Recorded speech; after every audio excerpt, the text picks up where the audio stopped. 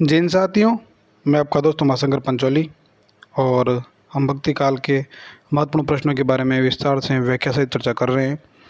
और ये जो हिंदी साहित्य के 5000 महत्वपूर्ण प्रश्नों की सीरीज चल रही है, ये आपके लिए बहुत ही महत्वपूर्ण साबित होने वाली है अगर आप इसका सही से सदुपयोग करते हैं तो। आप पहले थ्योरी पढ़ें, उसके बाद व्याख्या, उसके हिसाब से व्याख्या में ये क्वेश्चन जो सीरीज चल रही है उसको देखें। और ये क्वेश्चन, केवल एक क्वेश्चन के बारे में चर्चा करते हैं तो केवल एक क्वेश्चन ही नहीं, उसके साथ साथ आपके कम से कम 4 से 5 प्रश्न तैयार हो जाते हैं। तो मेरा यही कहना है कि अगर आप गंभीर अभ्यर्थी हैं और आपको हिंदी से वरिष्ठ अध्यापक की या स्कूल व्याख्याता की तैयारी कर रहे हैं, आप यूजीसी नेट की कर रहे हो या फिर कॉलेज लेक्चरर की भी तैयारी कर रहे हो, तब भी आपके लिए ये क्वेश्चन बहुत ही महत्वपूर्ण होने वाले हैं। चलिए शुरू करते हैं आज के वीडियो का पहला प्रश्न की। अब तक हम 660 प्रश्नों के बारे में चर्चा कर चुके हैं। आइए, आज का पहला प्रश्न है, किस कृष्ण भक्त कवि ने 42 ग्रंथों की रचना की है?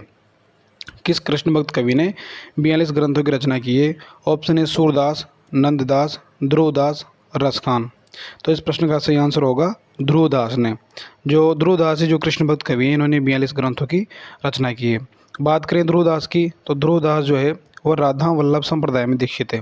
राधा वल्लभ संप्रदाय में दीक्षित है। ठीक है, किस संप्रदाय में दीक्षित है? तो राधा वल्लभ संप्रदाय में दीक्षित है। बात करें, इन्होंने सपने में जो स्वामी हित हरिवंश जी है, स्वामी हित हरिवंश जी है, उससे इन्होंने शिष्यत्व ग्रहण किया। किसमें? सपने में हित हरिवंश जी से शिष्यत्व ग्रहण किया था ध्रुव दास जी ने। बात करें इनकी प्रमुख जो पुस्तकें, इन्होंने जो 42 ग्रंथ लिखे हैं उनमें कई सारी महत्वपूर्ण पुस्तकें, जैसे जीव दशा लीला, जीव दशा लीला पुस्तकें, वेदक ज्ञान लीला पुस्तकें इत्यादि महत्वपूर्ण पुस्तकें हैं। तो कृष्ण भक्त कवि कौन? ध्रुवदास जी, जिन्होंने 42 ग्रंथों की रचना की है। ये किस संप्रदाय के हैं? राधा वल्लभ संप्रदाय के। और इनके गुरु कौन है? स्वामी हित हरिवंश जी, जो इन्होंने सपने में क्या ग्रहण किया, इनसे शिष्यत्व। और इनकी प्रमुख पुस्तकें जैसे कि जीवदशा लीला, वेद ज्ञान लीला। ठीक है, अगला प्रश्न, इनमें से कौन सा कवि मुसलमान था? ऑप्शन है सूरदास, रसखान, नंददास या कृष्णदास। इस प्रश्न का सही आंसर होगा रसखान। इनमें से कौन सा कवि मुसलमान था? तो रसखान जो थे वह मुस्लिम कवि थे। बात करें इनके जो मूल नाम की, इनका मूल नाम क्या था? तो मूल नाम था इनका सैयद इब्राहिम। सैयद इब्राहिम इनका मूल नाम था, सैयद इब्राहिम। और रसखान ही वो पहले कवि हैं, इन्होंने सवैया छंद में कृष्ण लीला करने वाले, सवैया छंद में कृष्ण लीला करने वाले पहले कवि अगर कोई है तो वह है रसखान। सवैया छंद में कृष्ण लीला करने वाले पहले कवि रसखान है। बात करें इनकी प्रमुख पुस्तकों की, तो इनकी प्रमुख पुस्तकें एक देखते हैं कि एक तो है सुजान रसखान, सुजान रसखान है, सुजान रसखान इनकी प्रमुख पुस्तक है ना। और प्रेम वाटिका इनकी प्रमुख पुस्तक है, प्रेम वाटिका इनकी महत्वपूर्ण पुस्तक है। एक है दान लीला, एक अष्टयाम दान लीला भी है, अष्टयाम भी है, इनकी प्रमुख पुस्तकें हैं। तो ये रसखान जी के बारे में इंपॉर्टेंट जो बातें थी वो हमने देख ली। तो प्रश्न है कि कौन सा कवि मुसलमान था? तो रसखान जो है वो मुसलमान कवि थे, मुस्लिम कवि थे। इनका मूल नाम था सैयद इब्राहिम। और सवैया छंद में कृष्ण लीला करने वाले पहले कवि हैं रसखान जी। बात करें इनकी प्रमुख पुस्तकों की, तो सुजान रसखान, प्रेम वाटिका, दान लीला और अष्टयाम इनकी प्रमुख पुस्तकें हैं। ठीक है, चलते हैं आगे। अगला प्रश्न है, इनमें से भंवर गीत के रचयिता कौन हैं? ऑप्शन है सूरदास, नंददास, रसखान या कृष्णदास। बताइए इस प्रश्न का आंसर क्या होगा? इनमें से भंवर गीत के रचयिता कौन है? तो भंवर गीत के रचयिता है नंददास जी। नंददास जी के बारे में हमने देखा था कि सूरदास के बाद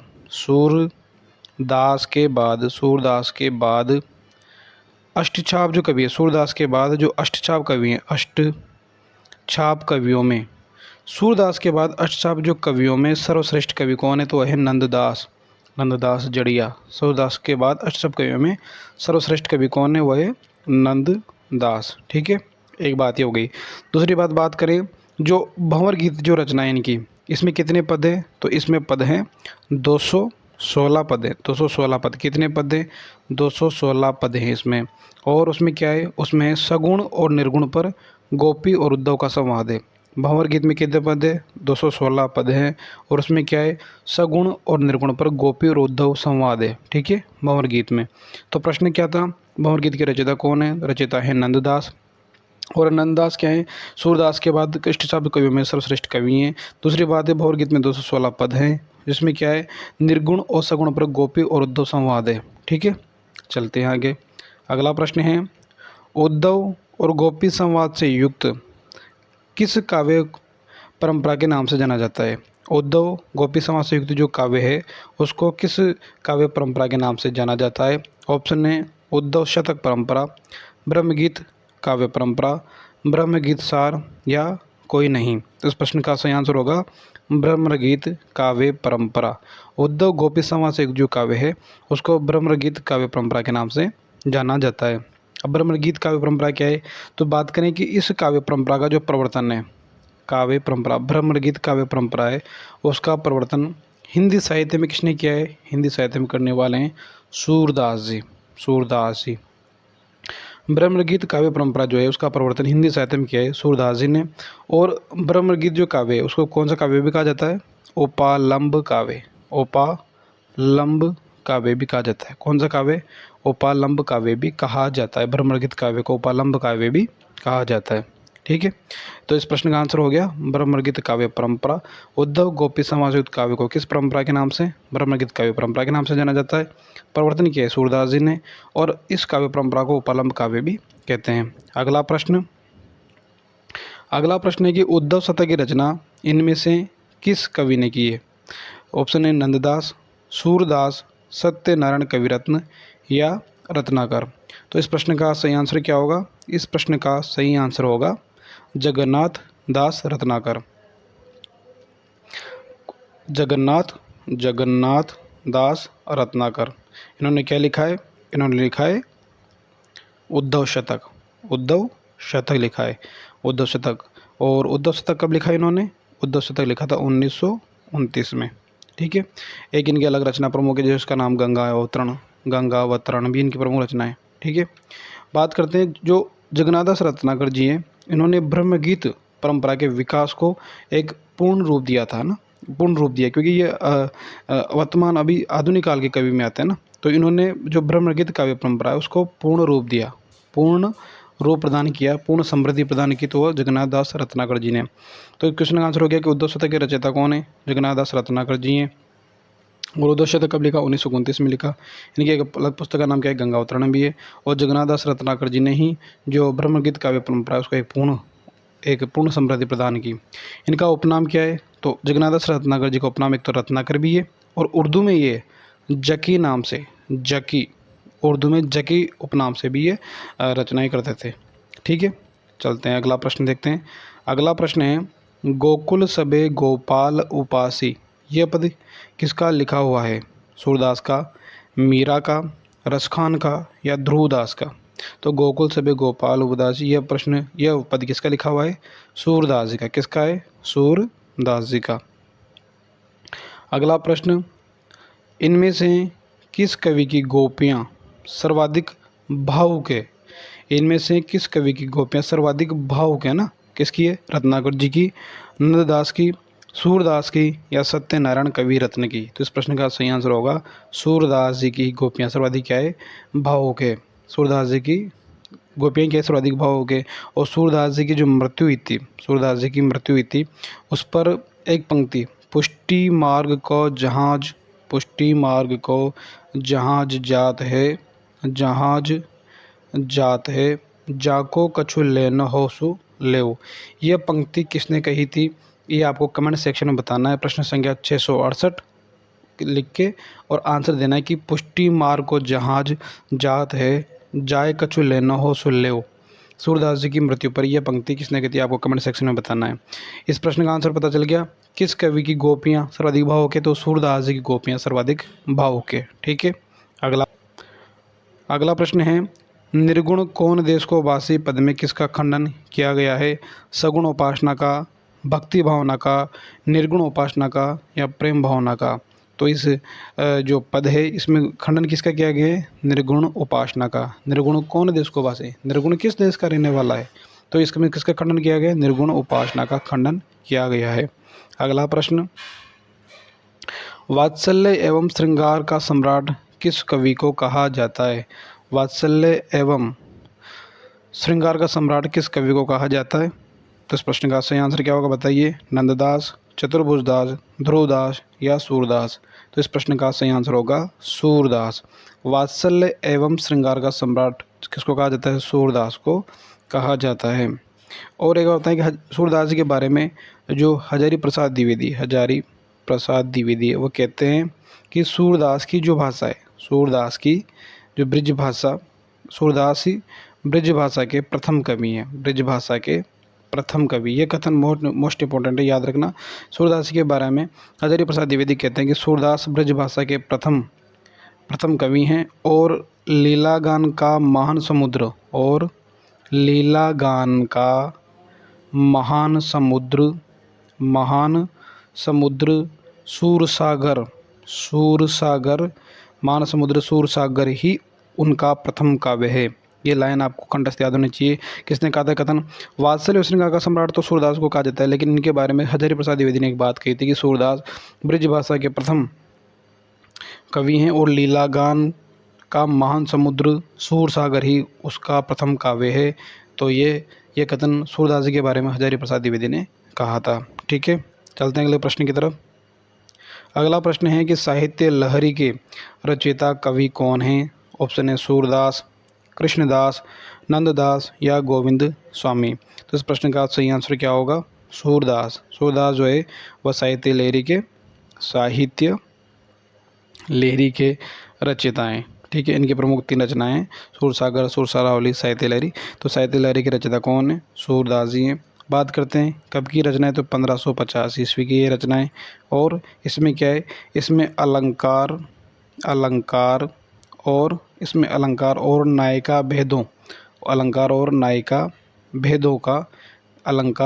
जो भेद है उनका उदाहरण प्रस्तुत करके 118 दृष्टिकूट पद साहित्य लहरी में है। ठीक है, 118 दृष्टिकूट पद में अलंकार और नायिका भेद पर चर्चा की गई है। और एक कब की है? 1550 ईस्वी की है। 1550 ईस्वी की ये रचना है। ठीक है, ठीक। अगला प्रश्न, सूरदास के दृष्टिकूट पद किस ग्रंथ में संकलित है? ठीक है, इस प्रश्न का आंसर आपको पता चले गया होगा।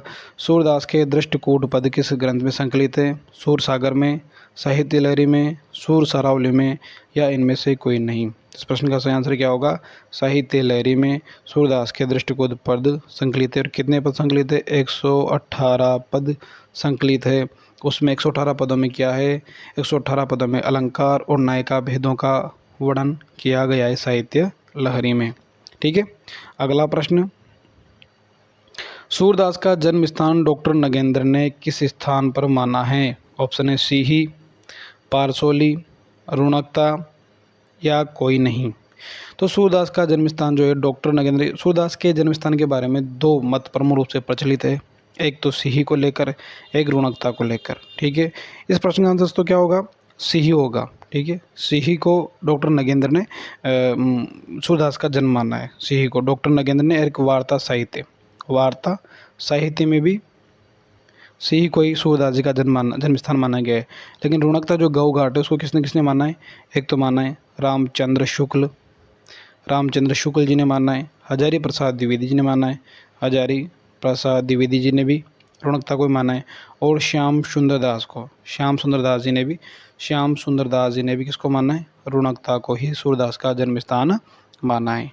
ठीक है, अगला प्रश्न है, सूरदास की भक्ति भावना किस वर्ग के अंतर्गत आती है?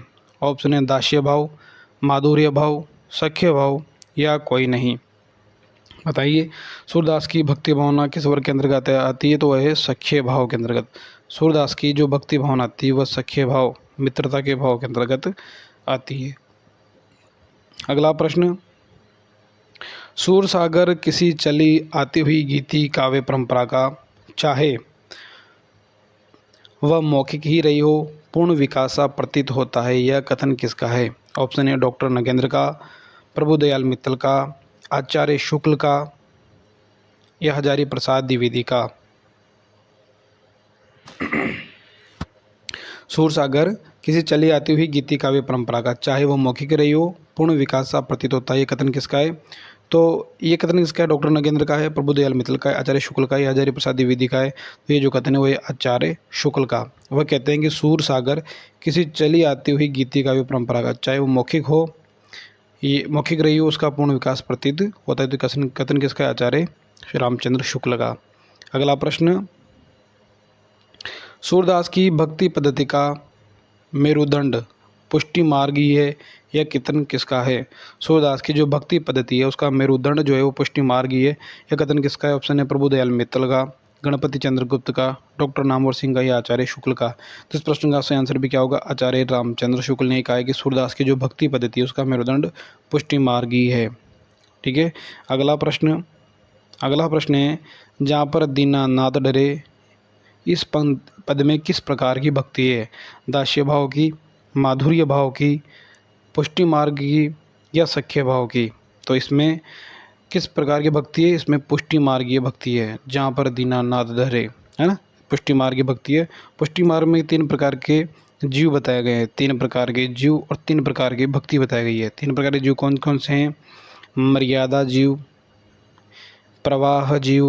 मर्यादा जीव, प्रवाह जीव और पुष्टि जीव। और भक्ति भी 3 प्रकार की कौन कौन सी? मर्यादा भक्ति, प्रवाह भक्ति, पुष्टि या शुद्ध भक्ति। ठीक है।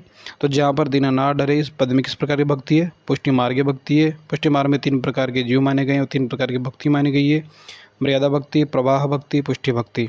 ठीक है। अगला प्रश्न, नंददास की सर्वश्रेष्ठ कृति इनमें से कौन सी है? नंददास की सर्वश्रेष्ठ कृति इनमें से कौन सी है? रास पंचाध्यायी, भंवर गीत, अनेकार्थ मंजरी या रूप मंजरी? तो इस प्रश्न का सही आंसर क्या होगा? रास पंचाध्याय जो है वह नंददास की सर्वश्रेष्ठ कृति है, रास पंचाध्याय।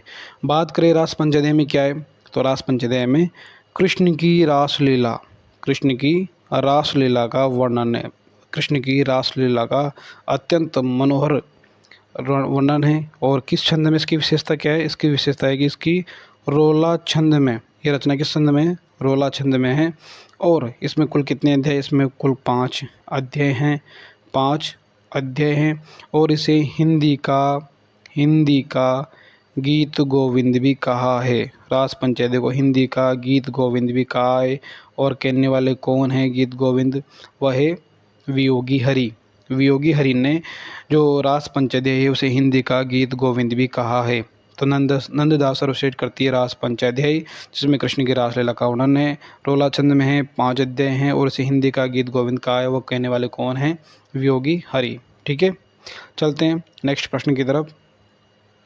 अगला प्रश्न है कि नंददास ने किस ग्रंथ में रासलीला की आध्यात्मिक व्याख्या करते हुए कृष्ण, वृंदावन, मुरली, गोपी आदि को प्रतीक मानकर आध्यात्मिकता से जोड़ा है? ऑप्शन है रास पंचाध्याय में, विरह मंजरी में, सिद्धांत पंचाध्याय में और मान मंजरी में। तो इस प्रश्न का सही आंसर क्या है? सिद्धांत जो पंचाध्याय में नंददास ने कृष्ण रासलीला की आध्यात्मिक व्याख्या करते हुए कृष्ण, वृंदावन, मुरली, गोपी आदि को प्रतीक मानकों से आध्यात्मिकता से जुड़ा हुआ है सिद्धांत पंचाध्याय में। इसमें किसकी? कृष्ण की रासलीला का वर्णन है। ठीक है। कृष्ण की रासलीला का वर्णन है सिद्धांत पंचाध्याय में। अगला प्रश्न,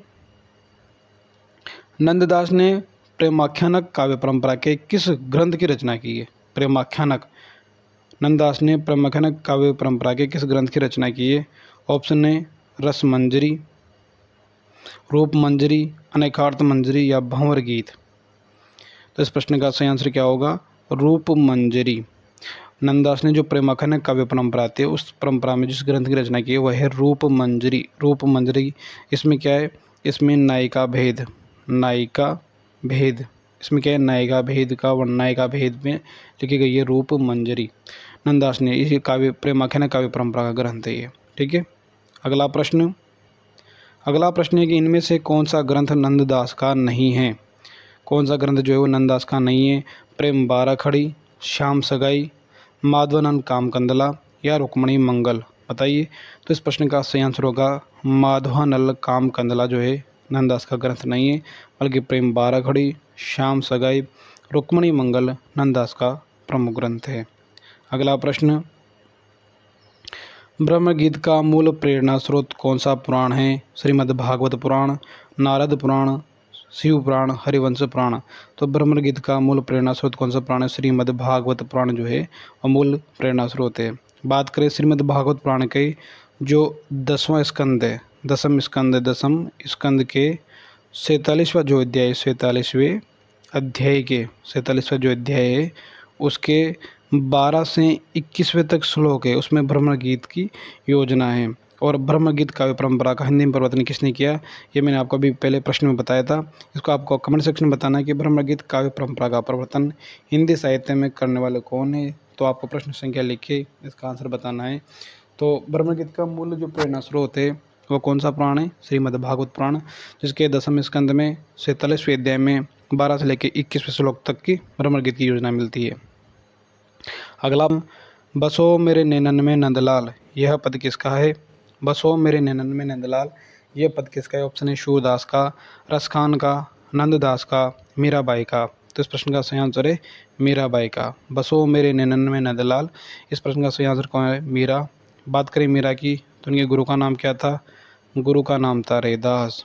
रैदास इनके गुरु का नाम था। जन्म इनका हुआ था कुड़की में। कब हुआ था?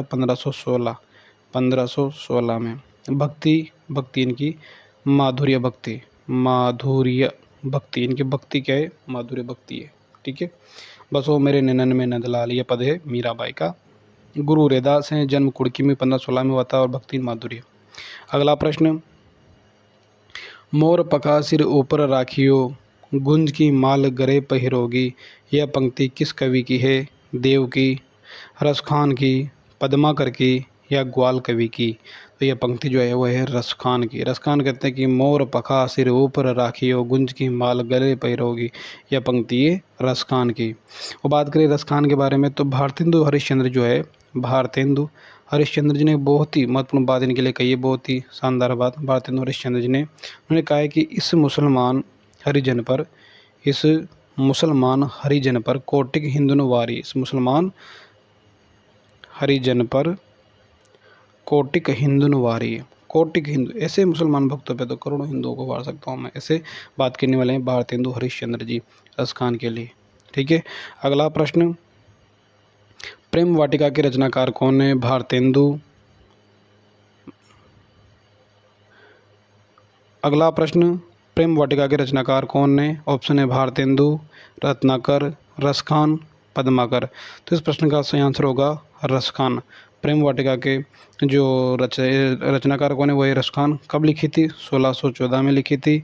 और क्या है? 53 दोहों की लघु काव्य कृति है। 53 दोहों की लघु काव्य कृति है प्रेम वाटिका। 53 दोहों की लघु काव्य कृति है, 1614 में इसकी लिखी थी और रसखान इसके लेखक है। अगला प्रश्न, रसखान का जन्म कब हुआ था? ऑप्शन है 1508 में, 1618 में, 1533 में या 1614 में। बताइए। इस प्रश्न का सही आंसर होगा 1533 में। रसखान का जन्म हुआ था 1533 में। और कहाँ हुआ था? अनुमानित दिल्ली में हुआ था, दिल्ली के आसपास दिल्ली में हुआ था। और मृत्यु कब हुई थी इनकी? मृत्यु हुई थी 1618 में, 1618 में। रसखान का जन्म कब हुआ? 1533 में।